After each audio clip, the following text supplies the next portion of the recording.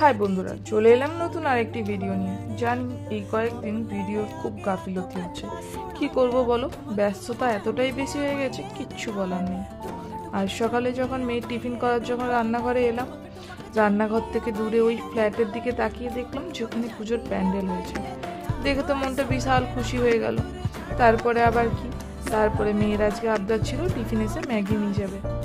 Maggi মশালা তো সে আগেই শেষ করে ফেলেছে, তাই যথারীতি চিকেন মশলা দিয়ে তার ম্যাগি আজকে রেডি করে ফেললাম। পুজো আসলে যেন মনটা বিশাল খুশি হয়ে ওঠে। কিন্তু এই দেখো চারিদিকে কেমন জল বৃষ্টি, কেমন বন্যা, এগুলো দেখে না মনটা বেশ খারাপ হয়ে যাচ্ছে জানো তো। কারণ কবে যে ঠিক হবে, কবে যে সব কিছু নর্মাল হবে, এই 2025টা না বড্ড খারাপ যাচ্ছে সবার।